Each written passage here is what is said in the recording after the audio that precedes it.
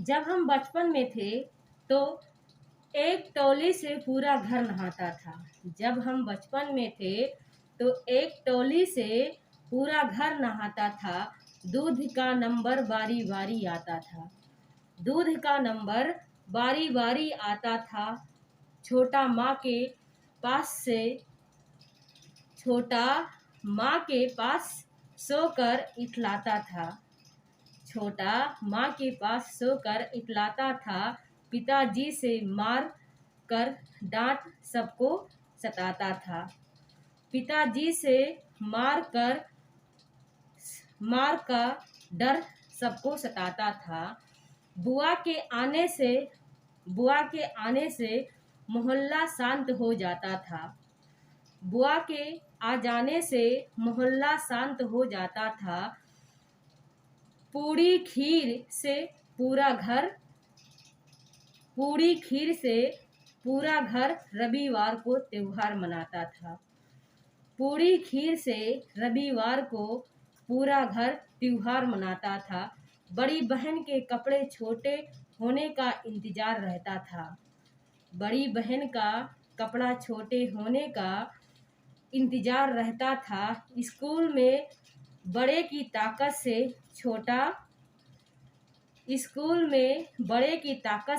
छोटा रोब जमाता था। बड़े की ताकत से स्कूल में छोटा रोब जमाता था। भाई बहन के प्यार का सबसे बड़ा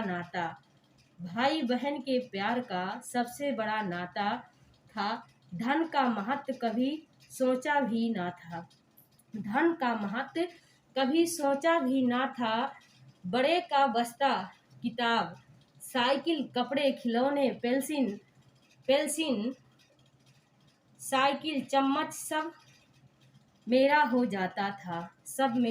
जाता था।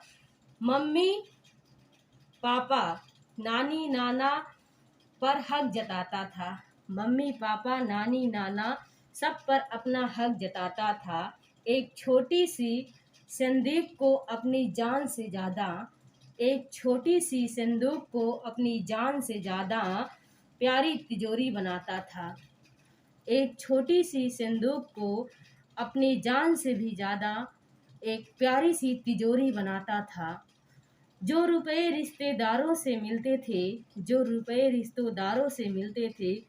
एक एक कर तिजोरी में जमा करता था। लेकिन जब कभी पापा काम से घर वापस आते थे और सर लटकाकर नीचे बैठ जाते थे। मम्मी से बातें करते थे। अगले दिन खर्चे के लिए पैसे नहीं हैं। सब अपनी अपनी गुल्लक लेकर पापा के पास आते थे।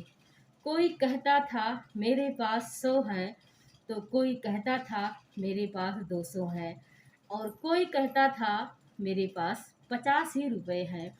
लेकिन पापा, कोई बात नहीं, इतने से क्या कल की ज़रूरत पूरी हो जाएगी। पापा रोते हुए आंखों से अपने हाथों से आंसू ना पोंछने के बजाय अपने सारे बच्चे को सीने से लगा लेते थे। पापा अपने आंसुओं को ना पोंछकर अपने सारे बच्चे को सीने से लगा लेते थे और कहते थे, हाँ बच्चे, कल की ज़रूरत पूरी